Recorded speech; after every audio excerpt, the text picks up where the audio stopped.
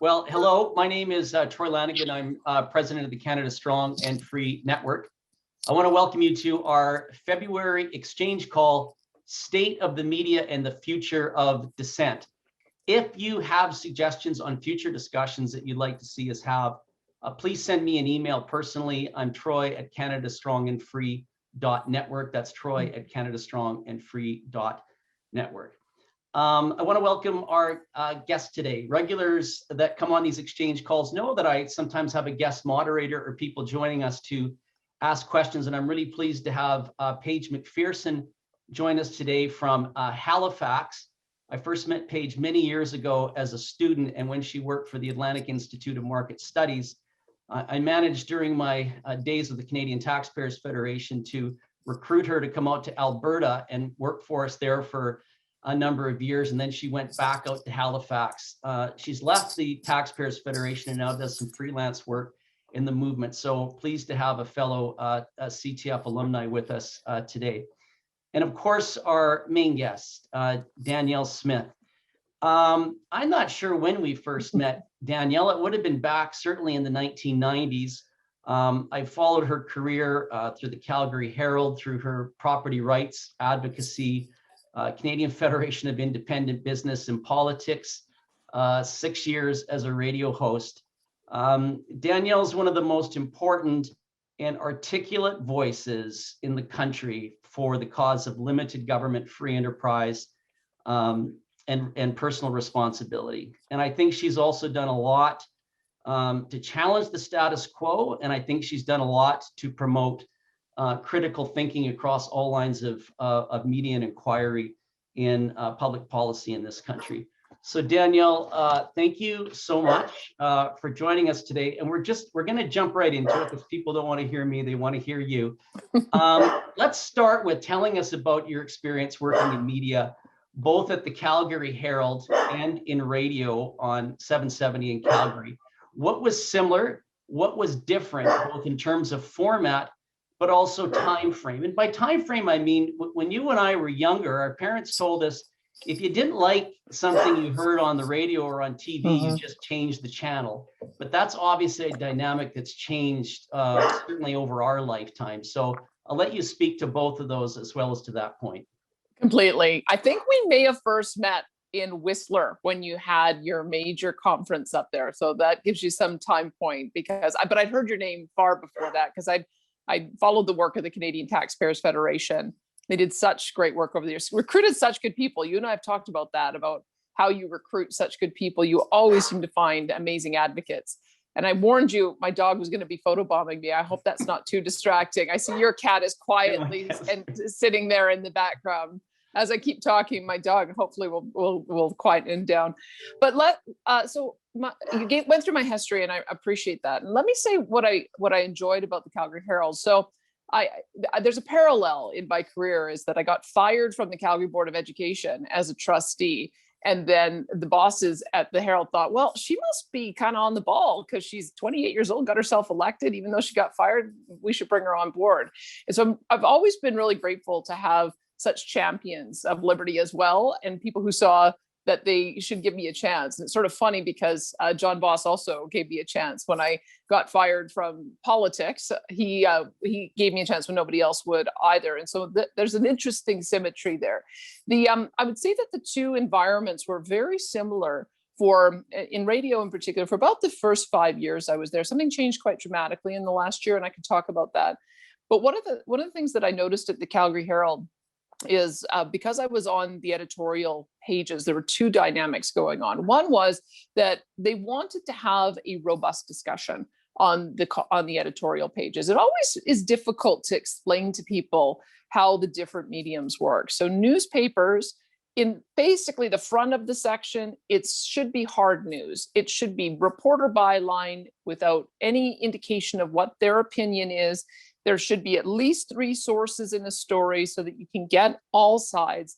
But in the back pages is where the real vibrant debate takes place. And it was first with Peter Stockland, and then after that, Doug Furby. I also worked under Beth Frank. They all took the same attitude as let's have a robust, lively discussion. And so you wanted to put people on the page who would generate letters, who would generate alternative columns because it kept the conversation going. I got myself in trouble. Like, I'm not perfect, as some of you may know. I got myself in trouble 3 times at the Calgary Herald, all 3 times it was my fault. Writing something inaccurately, or it wasn't properly balanced, or I got my facts wrong. So a couple of them elicited demand letters of people wanting to sue, but the resolution to that was, let's give you a column, let's give a retraction, let's do a correction. And that at the time was the way things got resolved. Or let's publish a bunch of letters on the other side defending the person or the idea that Danielle or the columnist got wrong. The other part that I would say in the newspapers was that we had a curating section for our letters to the editor. We allowed interaction and exchange, but most of you had to be able to state your point in under 250 words. And everything got curated because you only had room for 6 or 7 letters on the page any given day. In addition, that was a job that was done by the editorial board. So it was Naomi Lakritz was the letters editor at the time. Whenever she went on vacation, I did it. And so it was kept that level. And so all of the angry responses, the vitriolic responses, there was a curated process, and it also stayed internal. It never got escalated to the bosses. Now, fast forward into what has happened in radio. So it's I joined Twitter in 2009, and I actually liked it as a medium initially, but over time I began to see, and part of it, the reason I liked it is it felt to me like it was like the letters page in the newspapers, that you could have that immediate feedback. But I don't know when it turned, but it became pretty clear to me that it was full of nothing but bots, Russian and Chinese bots, anonymous trolls, and gripers. And so increasingly, I found that there was less value in being on it. When I started in radio, I don't think I checked my notifications very often, because I knew that if I posted something, that I would just get nothing but hatred back to me. So I stayed on the medium just to push out my information. But here's what I think I observed happening over the last number of years. It certainly has been the case in broadcast media, maybe not as much in print media, but it seems like if something goes viral on Twitter, that is enough to qualify it to be a newsworthy story. I mean, how many times do you see, oh, so-and-so did something on Twitter, so-and-so posted something on Twitter? And maybe it's because we entered the Donald Trump age, I'm not quite sure, but because Donald Trump pushed out so much of his formal policy and formal ideas through Twitter, it focused everybody on Twitter.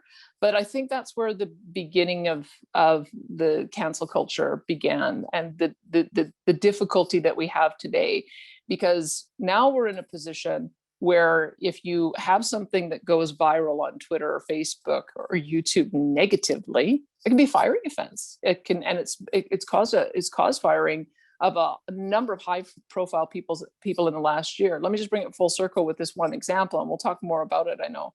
But part of when I became very concerned about the direction the media was going was when James Bennett from the New York Times got fired. Well, he tendered his resignation after an internal rebellion caused by an external rebellion, because he posted a column from Senator Tom Cotton when Antifa were disrupting BLM peaceful protests all over the United States, lighting things on fire, burning things down, smashing windows, saying, whoa, whoa, whoa, if this is what the extreme group involved here is going to do, we've got to bring in the military. That was enough to get him fired. And that would not have been a firing offense back in my day. That would have been part of the discussion. You bring the senator on to make his view, then you bring perhaps another counter view on from a different party, and you continue the conversation going. That the fact that there are certain issues that have now become dead in the water, you can't talk about them, that's the real problem I've seen develop in the last year. Well, let's jump into that, because the number one question that's come in from people when we announced you were joining us today is this whole discussion around cancel culture, and that's the idea of ostracism, casting someone out of social or professional circles. So, but a lot of people argue it's not even a real thing. In fact, the left uses this term consequence culture. And the argument is that times change in language and attitudes, and surely we can't oppose, in particular, private companies like AWS from enforcing its terms of service to shut down Parler, or Twitter from closing off Donald Trump if they feel that doesn't meet with their terms of service. So discuss cancel culture from your perspective. Do you believe it's a real thing, and what do you make of the common argument that these are private companies that make these decisions? It's absolutely a real thing. And I think in the past, when it was just happening to conservatives, I think people shrugged it off as, oh, you deserve it. But now what I've observed is that there's such a clamp down on, and you can wrong foot yourself. That's the term Ben Shapiro uses. You can wrong foot yourself so quickly and so easily. And it's now gone across the left and right spectrum. I don't think James Bennett is particularly known as a conservative. I don't know anything about his politics, but look at what happened to Wendy Mesley. If you read the account of what occurred there, this is what, a 35-year veteran broadcaster at the CBC having a discussion about different concepts for how they could talk about Black Lives Matters, mentioning a book in Quebec that uses an offensive word. But in a planning discussion where she mentions the name of the book, that was enough to get her removed from the air. And I don't think she's been back. I don't know if they have her doing other duties, but she's no crazy right-winger.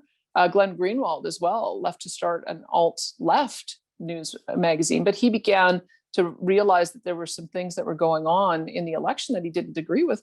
He got kicked out of his own alt-left creation because they didn't like the fact that he was trying to ask questions about some of the irregularities that were emerging around the voting in the US. My own colleague, Ryan Jesperson, he's seen to be a progressive, and he got removed from the airways. So I kept seeing a series of these. So it's now if you bungle something on Twitter or social media, it has ramifications on your professional life. So this is the real challenge, right? Sure, I guess that these platforms can choose to have whoever on that they want, but here's where it gets dangerous from a broader perspective of press freedom. So I mentioned some of the high-profile lefties, just so you know that it's real. But the other place that you will notice that is most certainly real is in the coverage of COVID-19. So Sundar Pichai from Google, who runs YouTube, he said in the hearings into big tech, he said that it was, and he's also posted this as their policy online. He said that it is their policy that they will not allow any videos that contradict anything said by Dr. Anthony Fauci in the US. So think about that for a minute. If you are going to describe anything counter to what Anthony Fauci says as misinformation, this is the reason why so many doctors are getting deplatformed.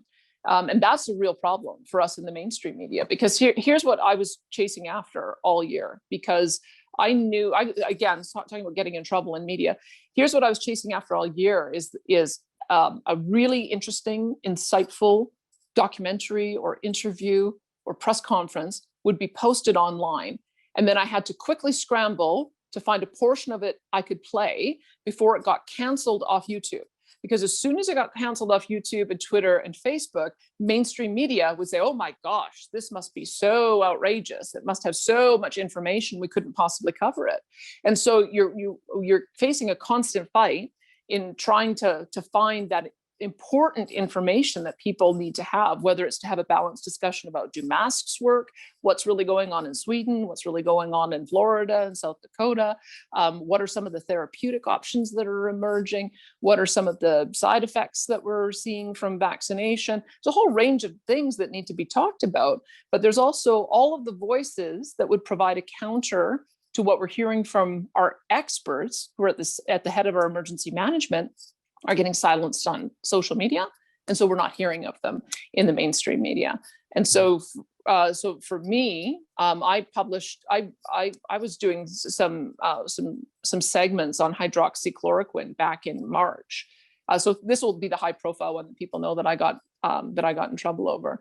So I was published. So I had done, and the reason why hydroxychloroquine, I want to do a sort of a diversion here. It's just so that you understand some of the information that I think needs to get out there that isn't. So hydroxychloroquine emerged as a potential for SARS-CoV-2 because Dr. Anthony Fauci thought it was a breakthrough in treating SARS-CoV-1. There's a 2005 paper in which SARS-CoV-1 was defeated in primate cells because of hydroxychloroquine. That's why there was some early discussion about it. It didn't just come out of the blue. It wasn't just crazy talk.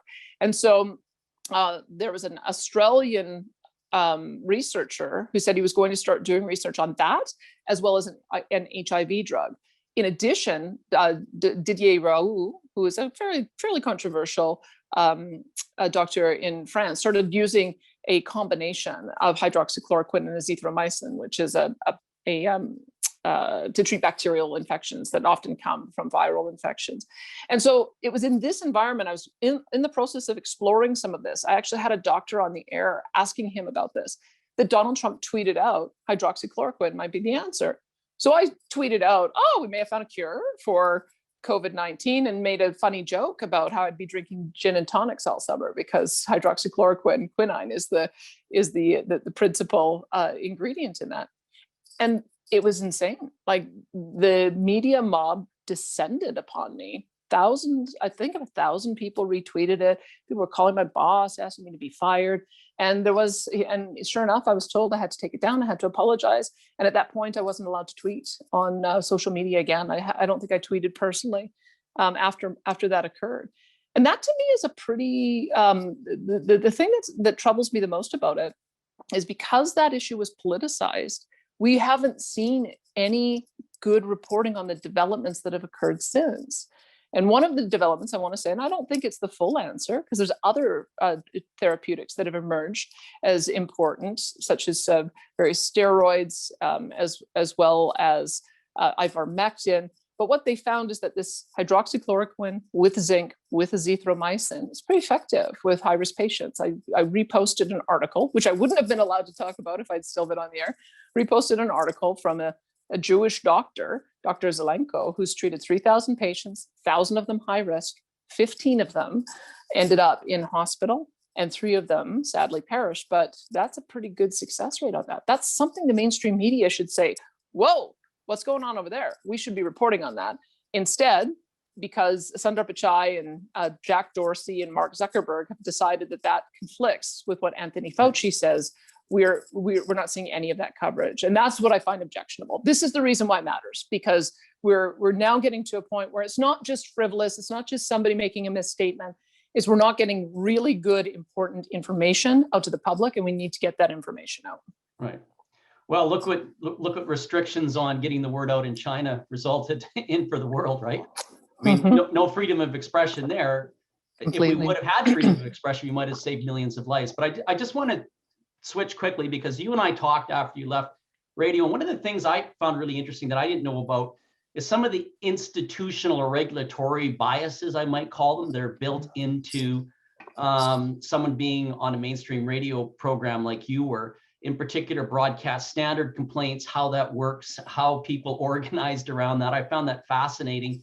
Diversity reporting, some of the other things that you're required to do as part of having a broadcast license in Canada that our audience may not be aware of. So maybe talk a bit about that and how it impacted your job as well. Yeah, I'll talk about the diversity reporting, because I find it to be really offensive that they continue to look at minority voices as a token. That's how I look at the CRTC regulation, because you have to track every person who's in one of the visible minority groups, whether it's because of ethnicity or disability or member of the LGBTQ plus community or the Indigenous community. So every year when we do it, it was terrible, because I like to bring people on my show because they're content matter experts, right? And so I'd bring somebody on and they'd have one of those characteristics. And so we'd all say, okay, put that in the diversity report. You had to do it through the course of the year, which I find to be so anachronistic. I mean, we have so many great scholars and speakers and thought leaders across the full spectrum that I think the CRTC is being very paternalistic in thinking that somehow mainstream media is not going to cover those voices unless they're forced to report on it. So that also lends itself into the broader broadcast rules. And this is maybe where I ended up falling afoul, is that there is every year, every so often, your broadcast license comes up for renewal. And so they will look at these things, your diversity reporting. They'll look at Broadcast Standard Council complaints as well in determining whether you're offering the kind of broadcasting that warrants you having this space on the spectrum. And so I think what I've observed in the last while, and I've talked to my husband about this, because my husband was a 25-year veteran in broadcast media. In the old days, prior to social media, you would have to go through a lot of effort to get a Broadcast Standard Council complaint in, because you'd have to type a relatively reasonable email and make sure everybody was involved in it. And it was sort of a normal type of process. Now with these kinds of complaints, you can amplify them through social media. And so it looks as though a particular issue might have a massive following and pushback in the community, when it's really just a bunch of activists who have identified a person that they don't like for their ideological reasons, and they're going to go and get them. And so that was the issue that I faced, is that I had people, especially in the last year, say, it was almost every week, somebody threatening. I remember this one in particular in November, because I kind of lost it when that one happened, saying, "I'm sitting here with a pen in hand, taking notes on everything you say, so that I can start a letter writing campaign to get you fired." I had others who would say that they were writing Broadcast Standard Council's complaints. And so when you've got bosses who are worried about a couple of things: one, will we get our licenses renewed? Two, what process do I have to go through in defending these council complaints? Three, are they starting a boycott, a campaign with advertisers that are going to hit our bottom line?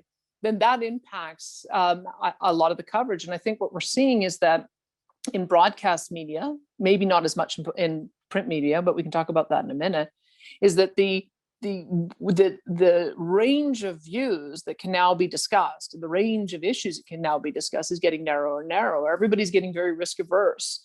It becomes a point where you're saying, how do I do this to avoid getting a complaint? And if you're trying to be genuine and you're trying to get to the bottom of an issue, you're going to get complaints. So isn't that an interesting change? I mean, in the past, as my husband said, you wanted to hire someone who was controversial. You wanted to get the ratings. You wanted to get the dialogue going. You wanted to have the fight. Now it's moving the other way, is that it's, let's do what we can to make sure that the conversation is narrowed so that we don't get complaints. And I think that has been also just amplified by the social media environment that we're in.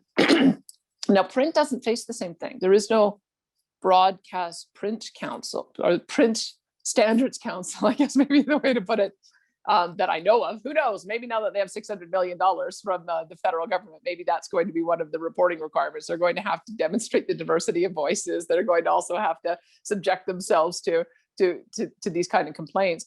But cancel culture there is real too. When you look at what happened with Barbara Kay, and I'll use this as an example. So Barbara Kay announced with great fanfare on Post-Millennial that she was leaving the National Post because there was an internal group probably led, again, the way it always happens, social media furor. The hothouse flowers within the organization get upset about it because they're all on Twitter. They go to the bosses saying, you've got to get that woman off the pages. And so she said, I can't write under these circumstances. I'm not going to fight to get my columns out. Well, then I noticed a few weeks later, or months later, she was back in the National Post. So I had her on to talk about that.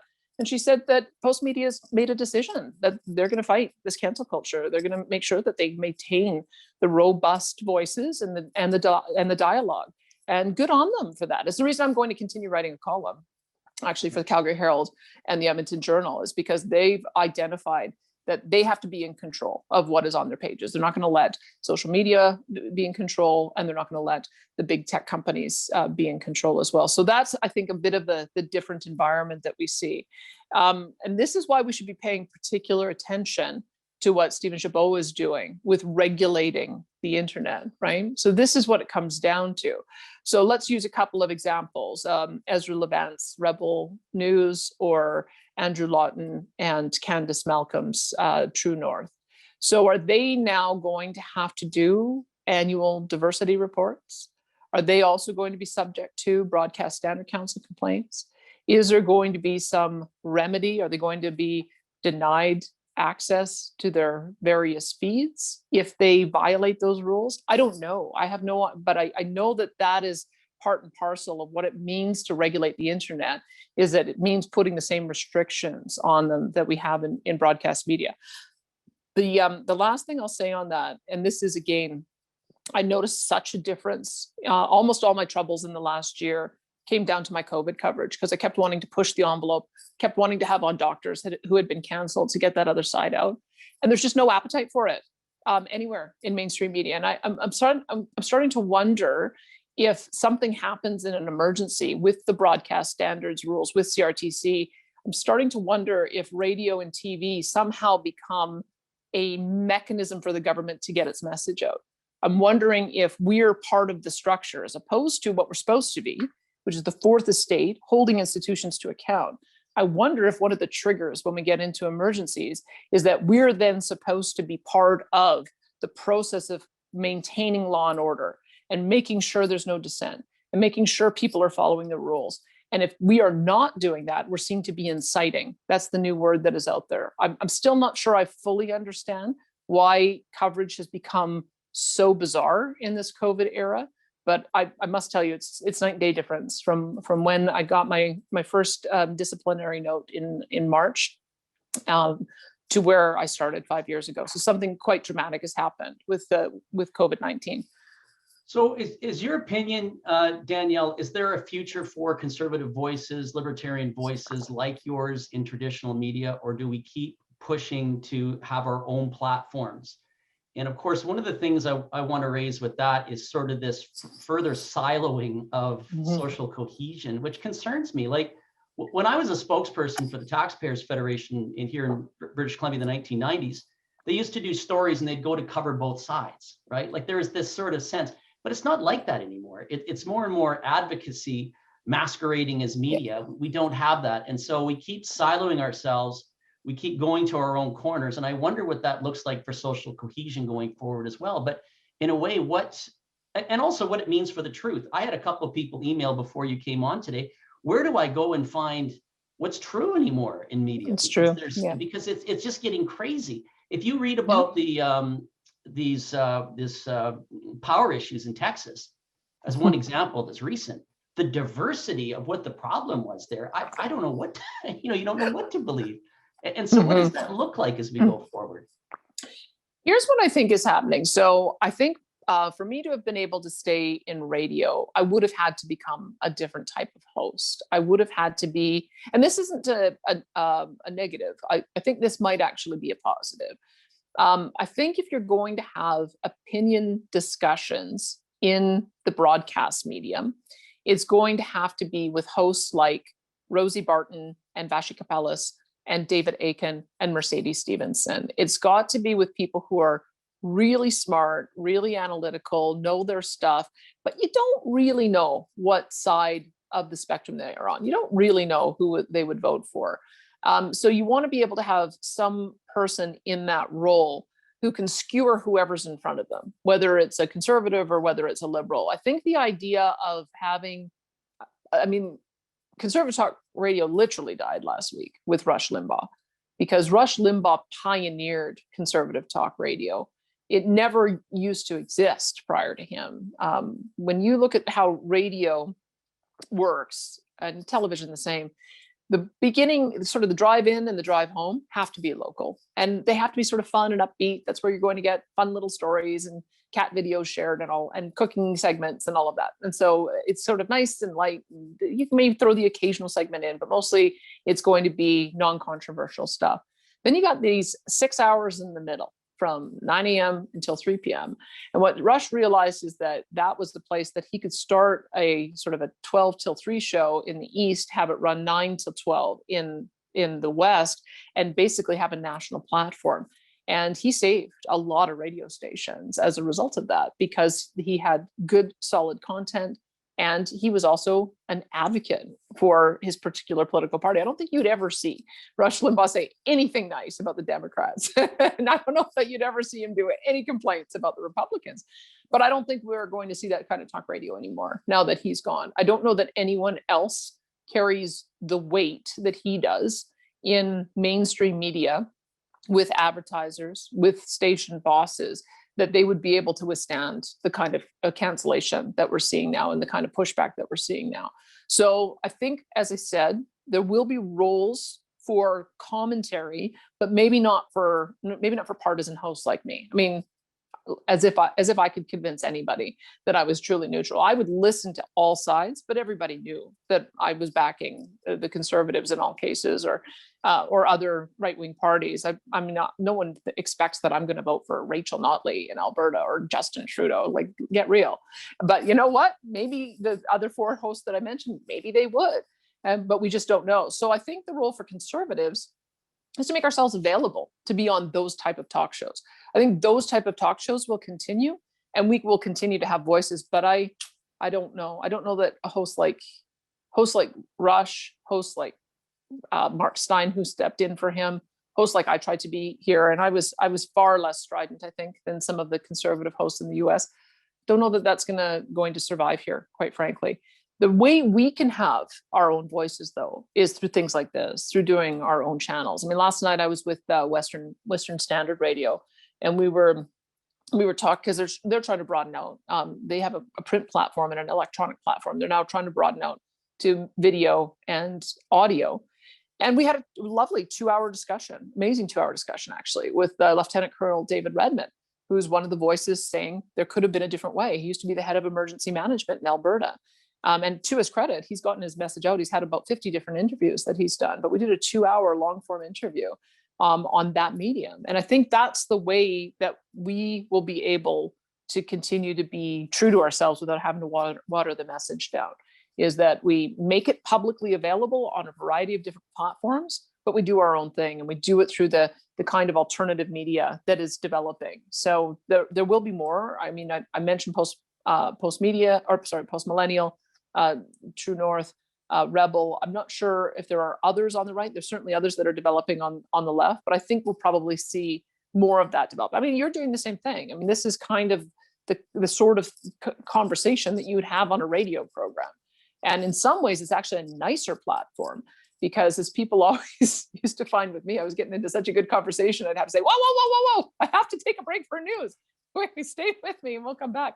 You don't have to do that so much in this kind of medium. So I'm actually encouraged by it. I don't think it's a negative that we have now these mechanisms to get our message out. We're not 100% reliant on social media. We're not 100% reliant on mainstream media. We can get our message out directly. Anybody is available and can access it, so that they can potentially be convinced. Where I do share your concern is that I think that there is this danger that people will only seek out the echo chamber, that the left will only seek out left-wing sources, the right will only seek out right-wing sources. There's a very real danger of polarization as a result of that. But then I think it's incumbent upon us in the conservative movement to create forums that are moderate. Like, I think we shouldn't be trying to bring on every conspiracy theorist or every fringe viewpoint. I don't think we'd be responsible if we did that either.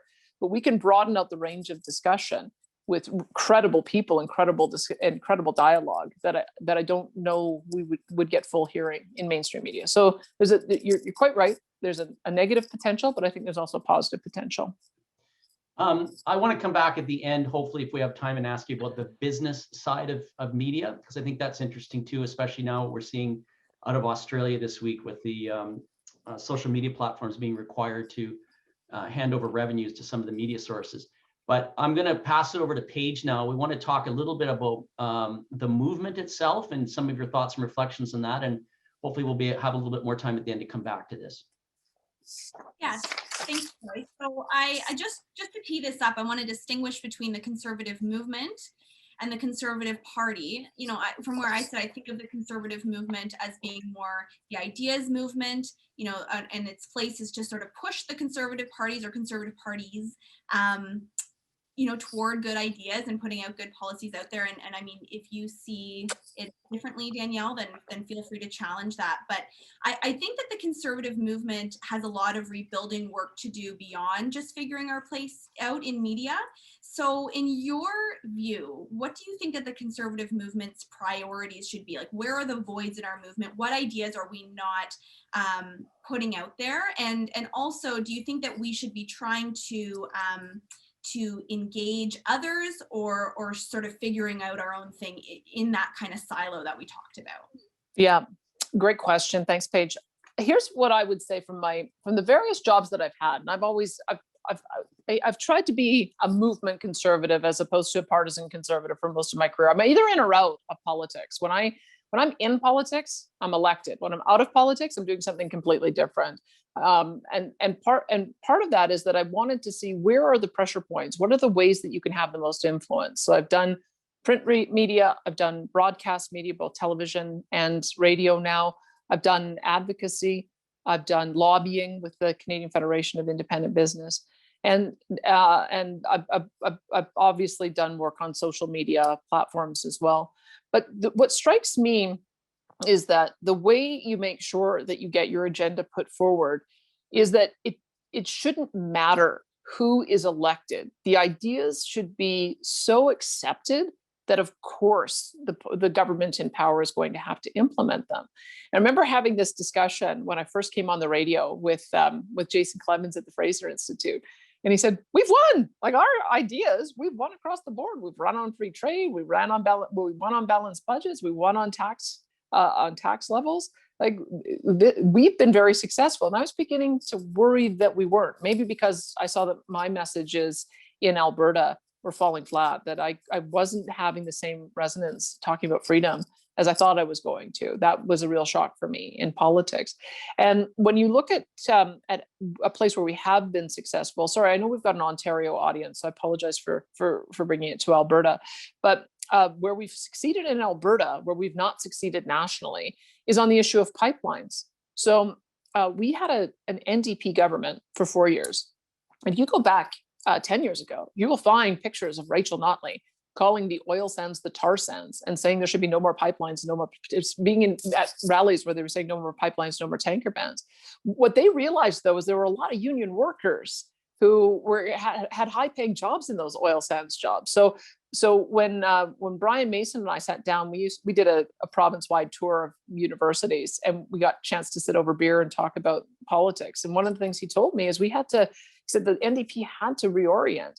They had to embrace that worker vote, otherwise they weren't going to win. And this is the reason why when she came in, she became a staunch advocate for Trans Mountain Pipeline. She supported Energy East. She did not like Northern Gateway, and she did not like Keystone XL, but she was not an anti-oil NDP premier, even though her boss, Jagmeet Singh, is. And so to me, that's, I think, the level of culture change that's happened in Alberta. You cannot get elected in Alberta unless you support our energy sector. So what are some of the other issues that we need to work on in the conservative movement to get the national consensus? So here's where I think we're falling down. Number one, we have let the left completely take over our school system. And I was born in 71. The first Earth Day was 1970. So I had my own share of indoctrination growing up. But remember, back then, we thought we were going into an ice age. So I grew up thinking that the world was going to be destroyed because of aerosols and sulfides in the air. And so it's changed now, because now the concern is CO2. But part of my education was being at the Fraser Institute and working on an environmental study where we looked at the real data of what was happening around the world with environmental indicators. So we need to find a couple of things. Number one, we need to get our education system offering an alternative. And that's why I think the charter school movement in Alberta, I don't know if you've got anything really comparable to it in any other provinces. That is so essential, because it allows for individuals to create a new schooling model that can bring kids in so that you can get them out of the social justice indoctrination, which seems to be embedded in all of the school systems right now. So that would be one thing, is we've got to win back hearts and minds of kids. Number two is that we have to also find a compelling message on the environment. I think that there are some really great partnerships that we can have. I know Ted Morton, yeah, and Preston Manning even too, right? But always talk about what is the conservative and conservation have the same root. We both want to conserve. So there's a really strong message about energy efficiency to save money and not waste resources, of biodiversity to make sure that we're managing our landscapes properly. And that goes into the partnerships that we would build out with our ranchers and with our farmers. So there's a compelling message that we have on the environmental front that I don't think that we're selling, and we could. And that's another place that we need to broaden out. The third place we need to broaden out is with the unions. I mean, I've said on the air, and I've had so many people come forward saying they want to work with me in establishing a charter school for trades. The Premier in Alberta has given us a fast track to getting a trades charter school started. You can charter directly with the province. And the Building Trades Association, that's what they're called here. Those are all sort of the blue collar working guy jobs, the boilermakers and millwrights and electricians and plumbers. They're kind of under the umbrella of the building trades. They said they'd work with me on it. And so finding ways that we can partner with our friends in the blue collar working class voting group is essential. If we learn nothing from the US election and Donald Trump, we should have learned that the progressive hard green left are no friends to those hardworking resource sector workers. They should be voting for us. And why are they not voting for our parties? It's because we are putting barriers in the way, and we've got to find a way to remove those barriers, because their base support, high paying jobs, jobs with entrepreneurs, because once you've learned those skills, you can go out and start your own company. These are folks who should be conservative, and they're not. And then the third one is municipal. I'm not sure why we're so snobby in the conservative movement. It seems to me every time you talk to somebody about running for office, they want to be a cabinet minister in Ottawa. I don't understand why that should be the only aspiration. Some of the most meaningful work that I did and the most enjoyable work I did was for my constituency when I was an MLA for Highwood during the flood. I was official opposition leader, but man, my people needed me. We had 4,300 homes of 5,000 that were just almost destroyed because of floodwaters. It was a 2-year program to try to get our town rebuilt. And I felt like I had some really meaningful work that I did at the local level. And that's why you should run, is because you want to make your community better. If you happen to get another job out of it, a ministerial position or a leader position, fair enough. But the number one reason to run is for your local community. That's why the most important level of government is municipal. And we have left that to the lefties. Why is it? Maybe not so much in Ontario, because you have had Rob Ford and Doug Ford. But part of the reason why our premier is facing such pushback on getting the balance between lives and livelihoods, as he likes to say, is we've got a left-wing council in Edmonton and a left-wing council in Calgary that represents 2/3 of the vote, and they're pressuring him to go in a direction that I don't know that the majority of people want to go. So why are we allowing the left to take over municipal councils? This is actually even a wonderful area, as Paige and I were talking about earlier on this, for recruitment of women into politics too, because the municipal level of council, lots of times it's a part-time job, but most of the times you get to stay at home and make dinner for your kids and sleep in your own bed at night, which is really appealing for young women who are trying to manage the dual role of being caregivers, maybe to aging parents as well as to kids. So I don't understand why we're such snobs about municipal politics, but it's killing us, because so much of the agenda that is now permeating through the country, particularly on the Green front, is coming from where? All these leftist municipal councils. So those are the 4 areas that I think we need an attitude adjustment on, and we need to develop policy around, and we need to develop strategy around, because we've got to broaden the coalition. We don't need to water things down. Like everybody said, oh my gosh, you're going to water things down. No, it's identifying those groups that have a natural alignment with our interests and removing the barriers for them to say, yeah, I'm joining you. We have too many barriers in the way. People don't want to be aligned with our movement, and we have to figure out why that is and address some of that. Okay, so that's a big to-do list for those people who are in the conservative movement that are listening in on this. I think those were fantastic answers. I want to ask one more question before we move in totally to the Q&A section from people from the audience. Although this is a question I had, but it's actually reflected in a lot of the questions that we got from people who are watching or who emailed us in advance, which is, you know, you mentioned earlier that you have observed a noticeable shift during COVID, during lockdowns, you know, just the movement of government to exercise extreme control, curfews, pastors put in jail for operating their church services, you know, people were fined for walking down public paths with their kids. Government really empowered neighbors to start snitching on neighbors.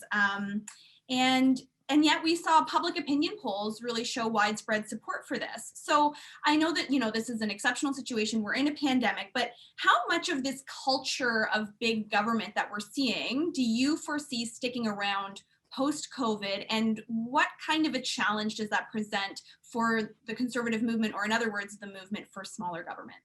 I think it's up to us, really. I mean, if we don't push back against some of these things, then they are going to stay. I mean, it's bananas to me that we're beginning to hear health officials say that we're going to all have to wear masks and continue with these restrictions into 2022.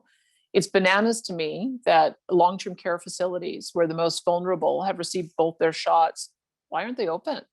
Like, they're sending a mixed message, right? On the one hand, they do not want anyone to be hesitant about vaccines, but on the other hand, they're giving the impression, because they're not freeing up restrictions, that the vaccines don't work. So, like, which is it? If the vaccines work, then they should be tying the progress on vaccination to reducing the restrictions that are out there. And I'm not seeing anyone do that, but that's the kind of thing we've got to push for.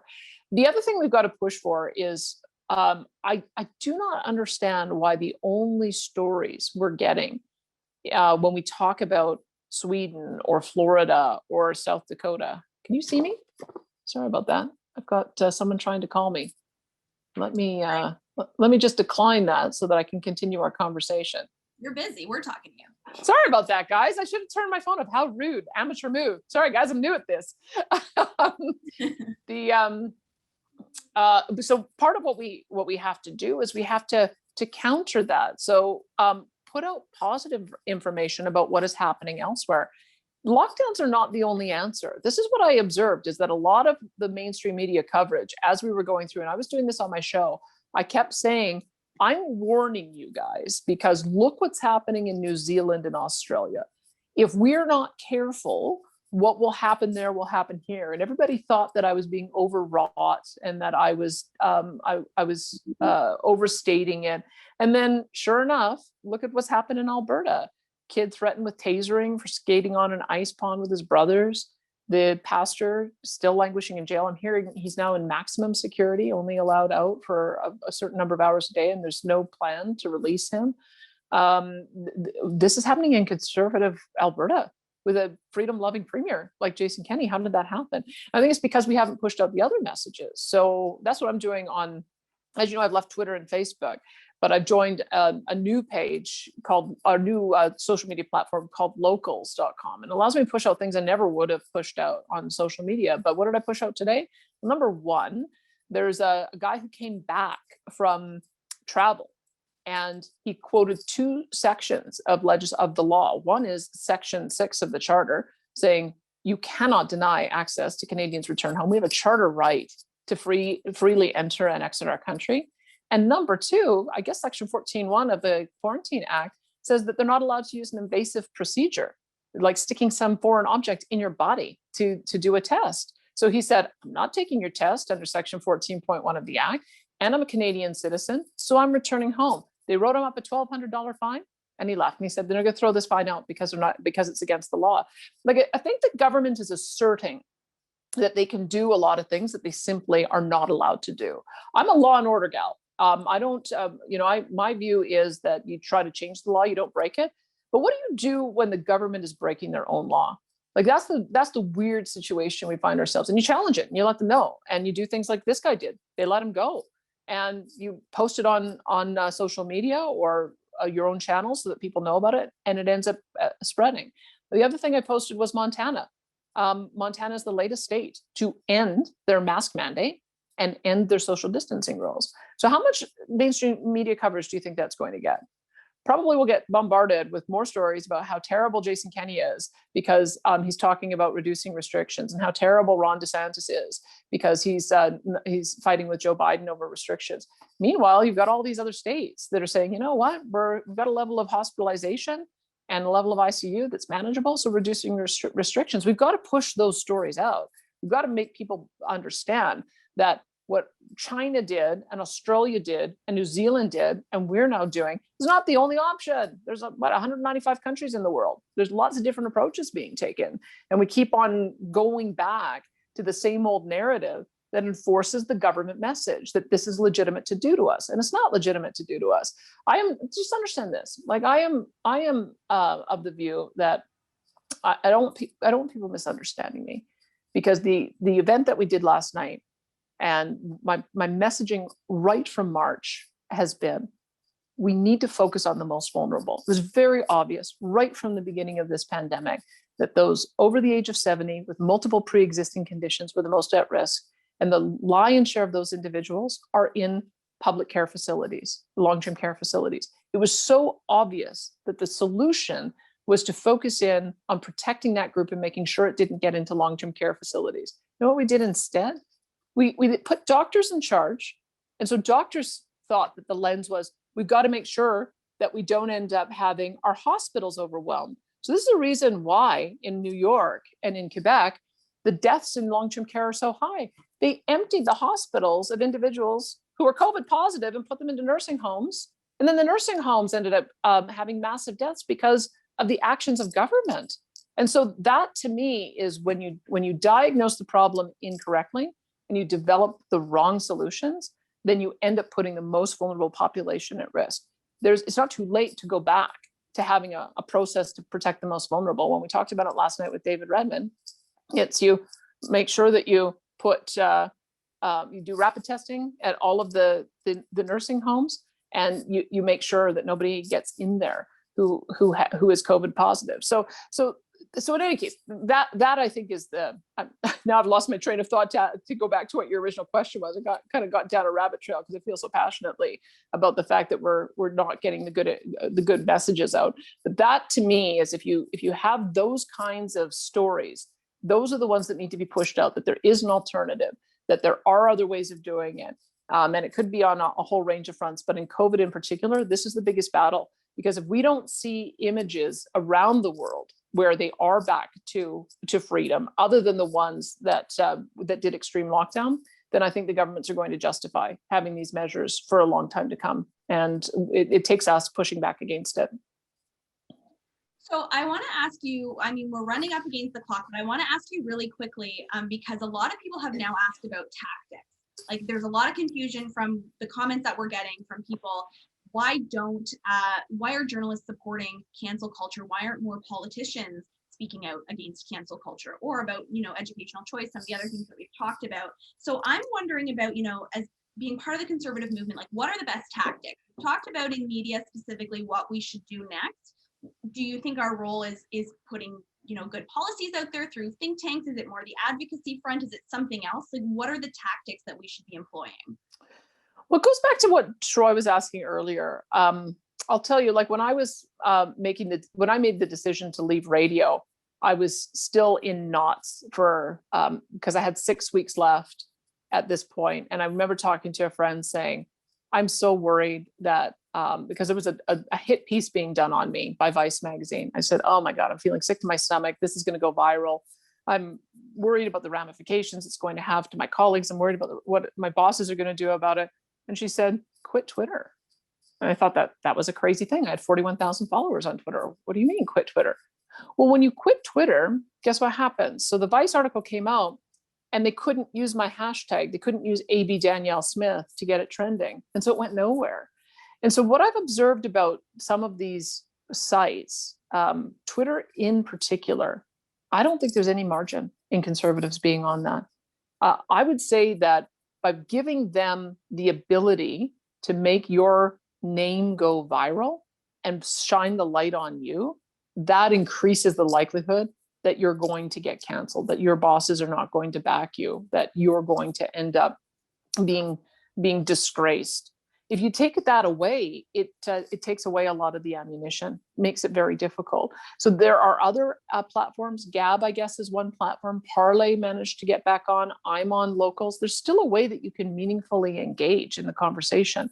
But why do we subject ourselves to allowing Twitter to damage our reputations? Don't give them the ammo to do that.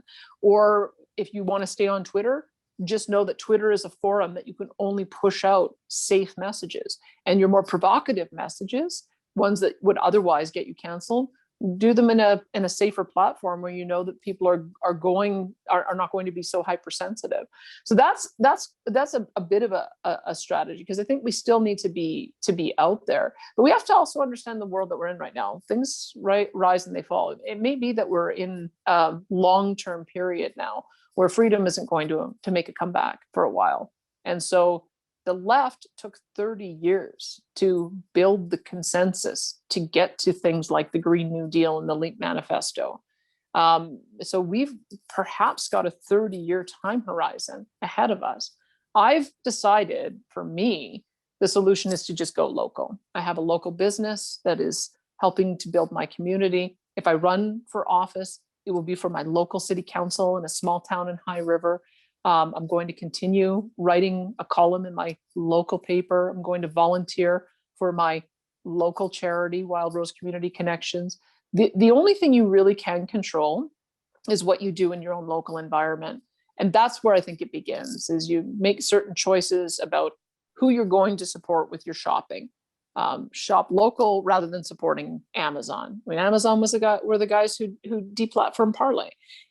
Judge how the companies that you deal with are conducting themselves when they're faced with this. Do they stand by their people? Do they push back against cancel culture, or do they cave? Well, if they cave, then maybe they're not the kind of businesses that you should support, and find businesses that you can.